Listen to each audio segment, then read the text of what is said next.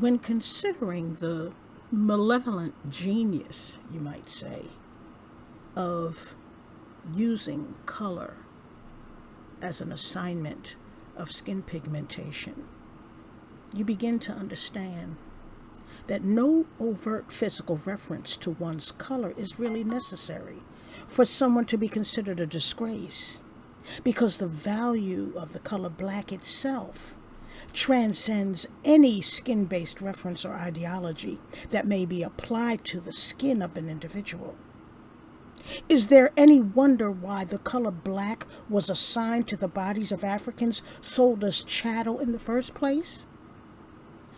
Of all the colors available, not brown, not green, not even purple, consider that the value expressed in the color white on a white body was meant to live inside of everything that is considered clean, wholesome, pure, happy, and optimistic, and everything that is considered inhuman, fiendish, devilish, monstrous, atrocious, horrible, nefarious, unclean, and impure was meant to live inside of everything that is considered black.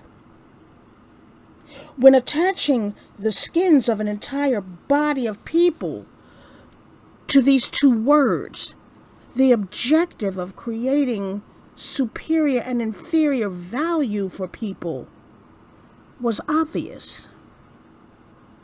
It should also be obvious to those for whom it is still necessary as a part of maintaining their own superiority by even unconsciously attaching a supreme value to the word white today. The value associated with white may explain why the terms equality and equity are antithetical to any effort to dismantle racism and white supremacy, which remains the fundamental root ideology from which racism operates. The value of inequity and inequality using skin-based assignments of color runs very deep, whether viewing through white supremacism or not. Imagine having to take all you have learned and been conditioned about the colors black and white and the value associated with them over the centuries, and virtually having to wipe it all away, changing everything you've ever thought about the colors black and white and the value associated with them, especially as having nothing to do with an association with skin. If you do not believe removing the literal color assignment of white and black was actually attempted, it was. And that was what became the post-racial colorblind era, where the term white literally disappeared from the lexicon and was replaced with the terms normal, neutral, natural, and mainstream. For over 50 years, the black and white binary was hidden by euphemisms, dog whistles, and all those behaviors and terms that were considered being politically correct. And of course it didn't work, which is why we find ourselves where we are today, confused and consistently misled by forces that would just as soon keep us that way.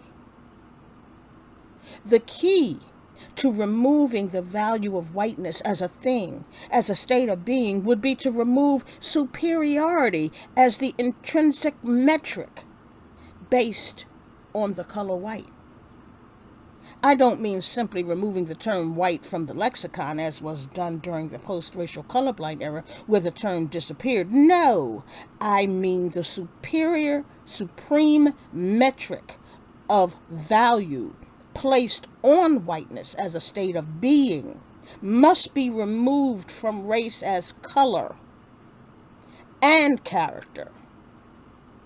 Then the system of racism, designed for discrimination, denial, and limited apportionment, created to sustain the ideology of white supremacy on the basis of, as Lincoln said, the assignment of white to skin color, would no longer be necessary to sustain an ideology whose purpose has grown today to devalue human beings of all colors.